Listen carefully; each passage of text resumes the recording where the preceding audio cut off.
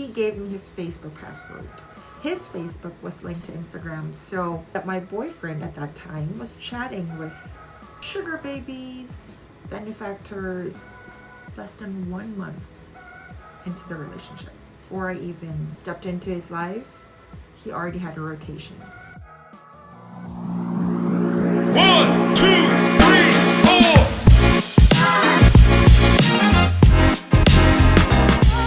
Welcome to Real Talk with Boss Queen. Today is story time, part 1. This is a story I never planned to share. Let me just preface that. But that whole Ellen and Derek situation cracked open a door I thought I sealed a long time ago. Let's start with what everyone's talking about. Ellen Adarna, Derek Ramsey, that rumor about cheating during their honeymoon phase. Betrayal right at the beginning, when trust is supposed to be building, not breaking. And so when I saw that, something inside me twisted. Because for me, that was not just a headline. It was deja vu. A very real, very painful deja vu. I lived my own version of that nightmare. Before I even stepped into his life, he already had a rotation. So that was the story. 3 girls, a casual setup, sugar babies, benefactors, whatever makes it sound less dirty. What she said is over and done with before I even stepped into the picture or entered the picture. And to me, I didn't really care about his past because people have histories. Fine.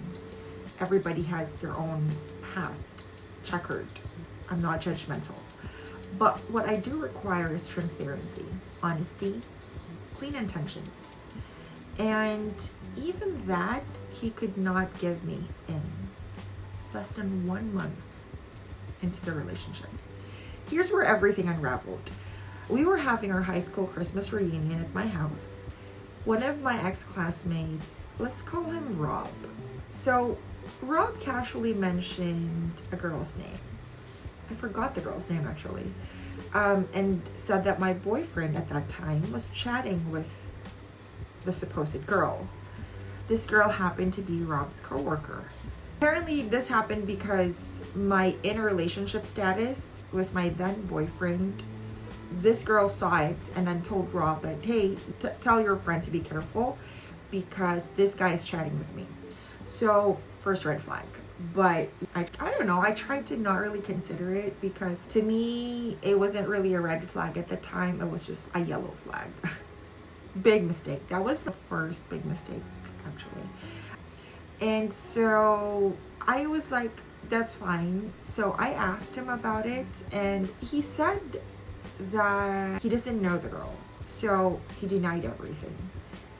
And he swore on his life that ex-classmate Rob was just trying to break us up because apparently Rob has a thing for me.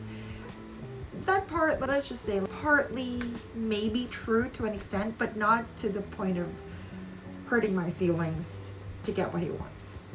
So the universe really works in mysterious ways. And here comes the plot twist. So to prove his innocence, he gave me his Facebook password. And I told him that I don't need it because if he said it meant nothing, it was in his past, then fine, it's in his past. Like I said, whatever happens in his past before I entered the picture, that's okay. That's not going to taint what we have in the present because it's in his past. Everybody has a past. And so what he did was, I don't know why he did it. For some reason, because he felt like he did a good job cleaning up maybe, he insisted that I check his Facebook to prove his innocence. And so I did. I checked. And his Facebook, it was clean. Spotless. In fact, it was too clean. As if somebody did a last minute sweep of a crime scene and cleaned everything up. So that's what it felt like. But I think what he did not anticipate was Facebook is linked to Instagram. When I opened his Facebook, it led me straight to his Instagram too. So I was able to open his Instagram even without his password. And his Instagram, that's where the dirt was. That was the real crime scene. And so, again, this is not even a month in where I found everything. The late night chats, the secret threads, the conversations he moved intentionally with the words that will forever be burned into my memory. He said to one girl, "Let's talk here because Queenie might see." Which means that he already planned this, probably, to clean out his Facebook just in case I asked for it, because I might see his Facebook. He was prepared. Good job. But the thing is, it was not just one girl. It was not two girls. It was 3 different girls. And none of whom were the girl that my friend mentioned. And here's the part that really sent me into another universe. These were the girls he told me were part of his past. So these were the girls he said he came clean before we even became together, and he said, "This was my past. This is what I was doing in my past." And I said, "It's in your past. I accept it. Everybody's got a past." But sir, if you're actively messaging them right now, during that time, in real time, while he's in a relationship with me barely a month in, you must be living in an alternate dimension, because you can't, how are you considering that the past when it's happening in the present? But hey, c'est la vie. One woman, he was planning to send money to pay for her condominium unit. Another one sent him a nude in exchange for cash. And another one, he was straight up telling that girl he missed her. So, mind you, we were on a video chat practically 24/7 because we were in a long distance relationship. All of this was happening, all of these side conversations was happening while him and I were on a Facebook call 24/7, even when we were sleeping. Imagine that. Every day, every night, every spare minute, whatever I was doing, whether I was eating, literally everything that I was doing, working, eating, sleeping, whatever. It's just mind-blowing thinking that he could do something like that. Sir, you are... So he's a gamer.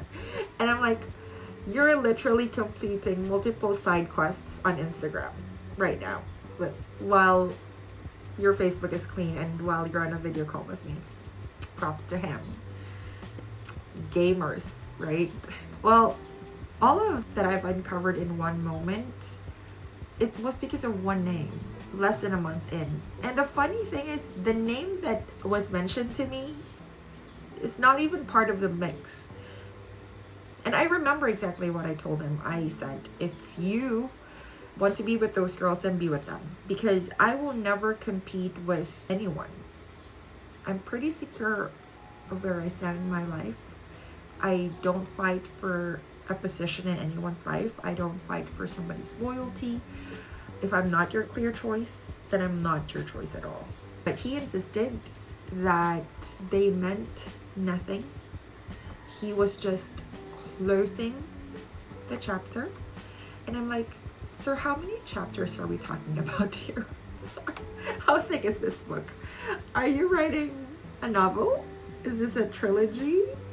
Is there a sequel? What's going on? You have a prequel, a sequel, and an extended universe. Until now, that line closing the chapter, it's pure comedy to me. Because, bro, the audacity. Closing the chapter? And then came my biggest mistake. So I told him, if you want a chance with me, talk to my mom. And he did. Which I honestly thought he would not do. Because, I don't know, most men would fold when you ask them to talk to your parents or hold them accountable. But he did it. He talked to my mom and he apologized to my mom and he asked my mom to, he promised my mom that he wouldn't do it again. He would make it all better, that it's out of his system. And he begged my mom, and then he asked my mom to convince me to give him another chance. And my mom was like, give him another chance. No, there was grand gesture too. Grand because we're in a long distance relationship. So he sent me flowers, a bouquet of flowers with cake, and it has a message of I'm sorry, whatever. And because I genuinely believe in giving people chances, I forgave him. And I don't know, to me it was okay. I'm a very forgiving person. That was his first strike. And I do tend to have a 3-strike rule in my relationships.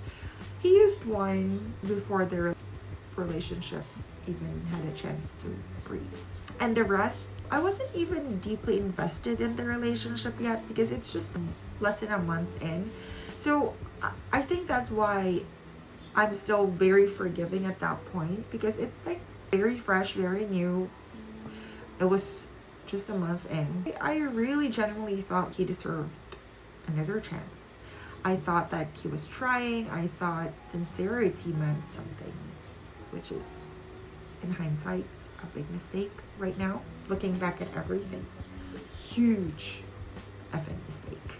Because after that, things got worse. I stayed through the gaslighting. I stayed through the emotional chaos, the psychological warfare.